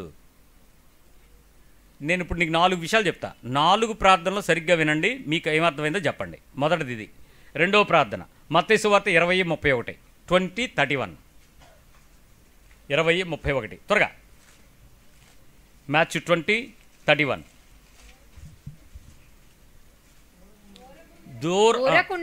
అందరిని ఊరకుండుడని జనులు వారిని గద్దించిరి, కానీ వారు ప్రభువా దావీదు కుమారుడా మమ్మను కరుణింపుమని బిగ్గరగా కేక వేసిరి. ఇంకేమన్నా ప్రార్థన ఉంది అక్కడ? ఏమరిచారు వాళ్ళు?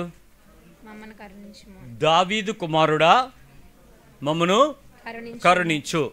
ఇంకేమైనా ఎక్స్ట్రాక్షన్స్ ఏమైనా ఉన్నాయా అక్కడ? ఎక్స్ట్రాడినరీ ప్రేయర్స్ ఏమైనా ఉన్నాయా?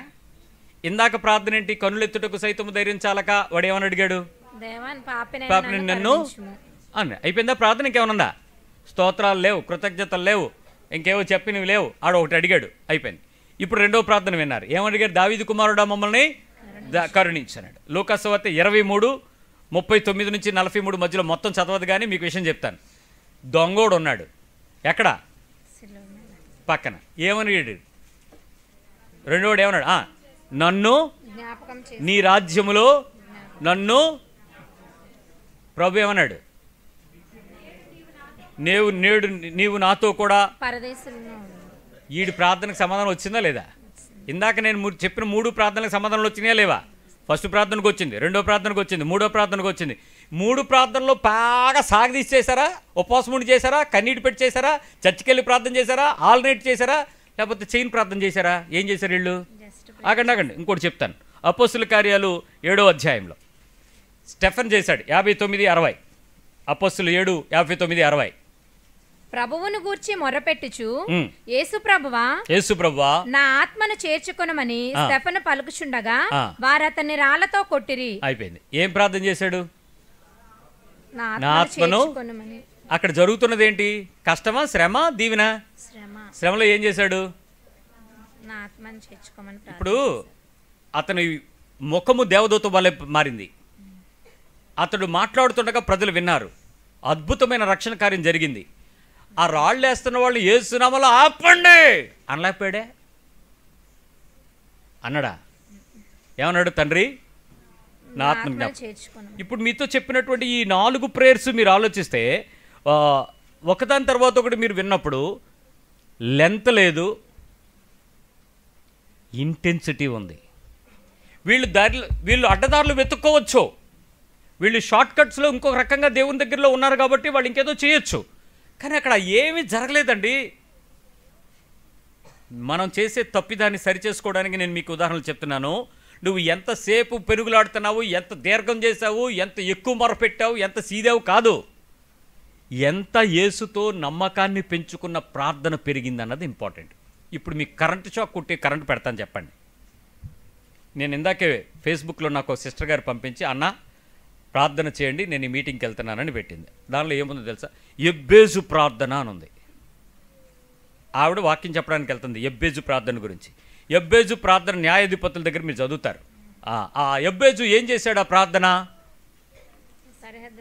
నా సరిహద్దులను విశాలపరిచి నువ్వు నన్ను జ్ఞాపకం చేసుకొని నువ్వు నన్ను ఆశీర్వదించితే కానీ చెప్పాడు.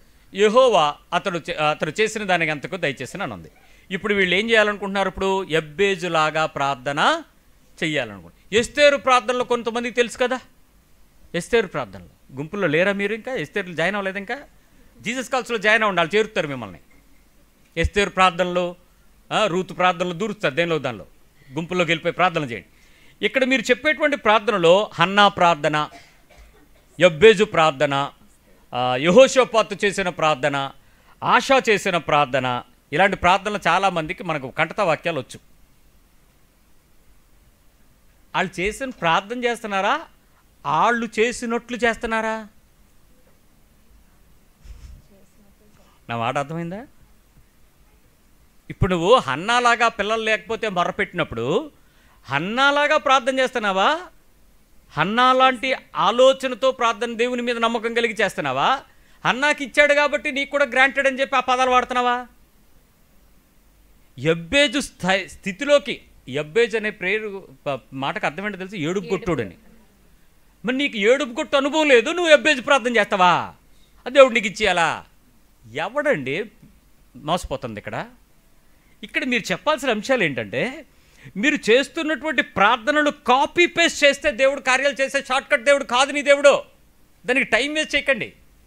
నీ దేవునితో వాళ్ళు నడిచిన ఆ విశ్వాస నడకను చూడండి. ఇప్పుడు నేను మీకు ముందుకు చూపించిన 4 ప్రేయర్లు, వాళ్ళకి దేవునితో సంబంధం మనకున్నంత రిలేషన్షిప్, చర్చిలు, పాస్టర్లు, వాక్యాలు, చర్చిలు ఏం లేవేళ్ళకి. నన్ను జ్ఞాపకం చేసుకో, ఎస్ నువ్వు నాతో ఉంటావు. దావీదు కుమారుడా నన్ను దాటిపోవద్దు, ఎస్ ఆగిపోయి నీకేం కావాలని ఇచ్చేసి వెళ్ళిపోతాడు.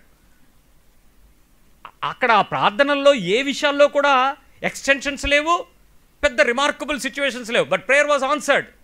ఏంటి వాళ్ళ నమ్మకం దేవునితో? ఆ నమ్మకమైన జీవితానికి తగ్గట్టు నీ మార్పు కలిగి ఉంటే నీ భక్తి పరలోకపు జీవ గ్రంథంలో రాయబడిన పుస్తకంలో ఉంటుంది.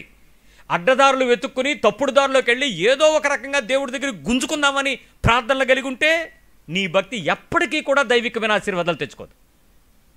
మేజర్ థింగ్ ఏంటో చెప్తాను. దేవుని యొక్క మాట ప్రకారం ఎట్టి పరిస్థితుల్లోనైనా నువ్వు చేయాల్సిన పని ఏంటో తెలుసా? ఏ రకమైన అడ్డదారుల్లో ఆశీర్వాదాలు తెచ్చుకోవడం మానేయండి. షార్ట్కట్ పద్ధతుల్లో నువ్వేదో చేసేద్దామని, దేవుడికి హెల్ప్ చేసేద్దామని రకరకాల ప్రయత్నాలు చేయకండి. దేవుని మీద ఆధారపడేటువంటి పరిస్థితుల్లో యెషయా 40:31 మొదటి వచనం, 4 వచనాలు చెప్తాను. ఈ 4 గోల్డెన్ వర్స్. మొదటి విషయం యెషయా 40:31. యెహోవా కొరకు ఎదురు చూచువారు నూతన బలము పొందుదురు. అంటే ఏం చేయాలి ఇప్పుడు నువ్వు? మీ పక్క వాళ్ళు చెప్పండి, ఇంక ఎదురు చూడంతే అని. రాకపోతే ఏడవకో, గోల పెట్టకో, అడ్డదారులు తొక్కో, పాస్టర్లు మార్చుకో, చర్చిలు మార్చుకో, దేవుళ్ళను మార్చుకో, వాగ్దానాలు ఎత్తిపెట్టకో, ఎదురు చూడడం నేర్చుకో. నెంబర్ 2 కీర్తన 62:5.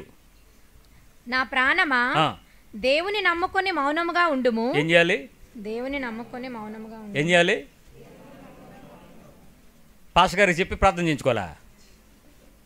మీ గుంపు అందరిని ఇంట్లో తెచ్చుకొని 7 మంగళవారాలు ఏడవాలా? 7 శుక్రవారాలు ప్రార్థన చేయాలా? అమావాస్య రోజు ప్రార్థన చేయాలండి. ఈడెవడో చెప్పాడు నిన్న.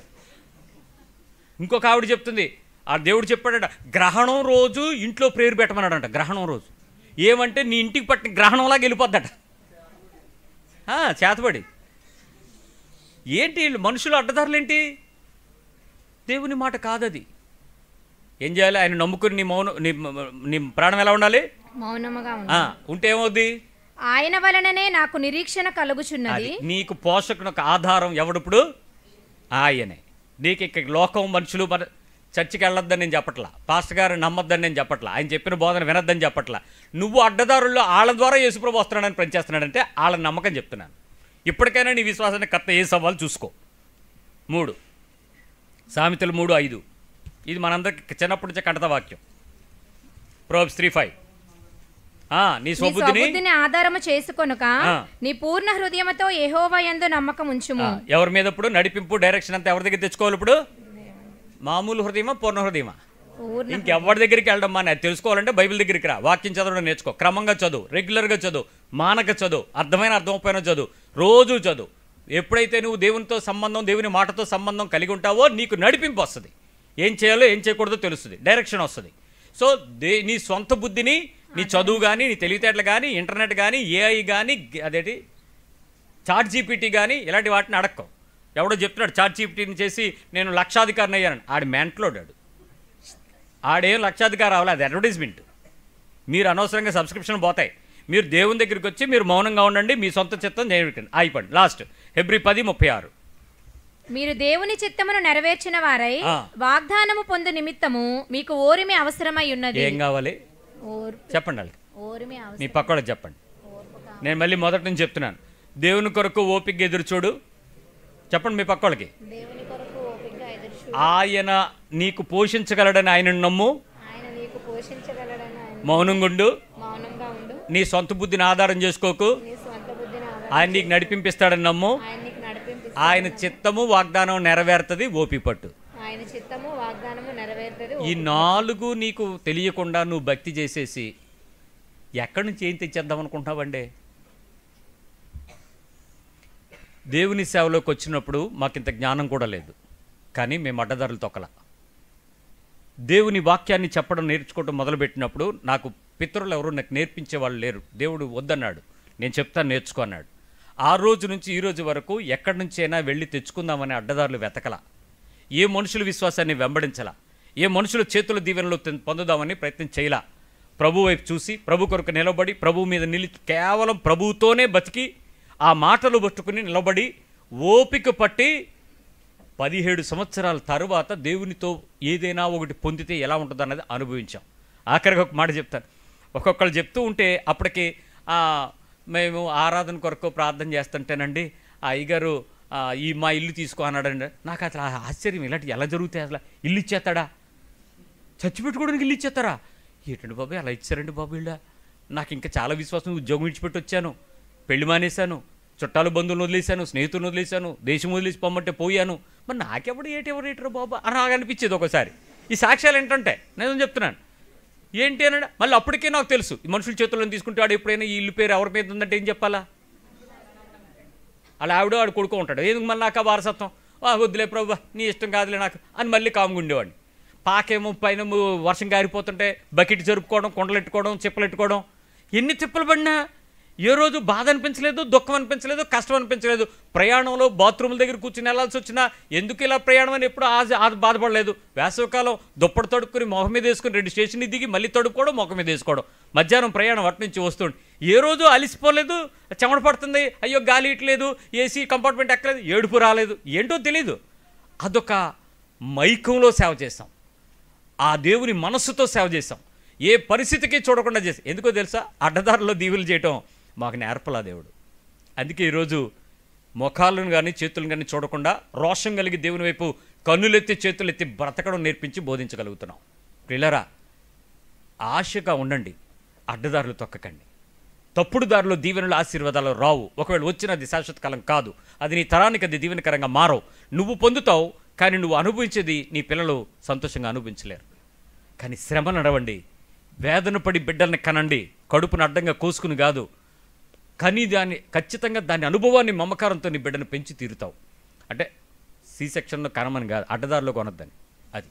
సో దైవికమైన పరిస్థితుల్లో దీవెన పొందిన ప్రతి ఒక్కరూ కూడా దేవునికి మాదిరిగానే బతుకుతారు, దేవునికి ఇష్టంగానే నిలబడతావు. జాగ్రత్త, అడ్డదారుల్లో సులువైన పద్ధతిలో అతి తొందరగా అకస్మాత్తుగా పలానా దగ్గరికి వెళ్ళంగానే నాకు వచ్చేస్తే నేను ఎవడనే చెప్తే భయపడు, అది దేవుని దగ్గర నుంచి కాదు. ప్రార్థన చేద్దాం.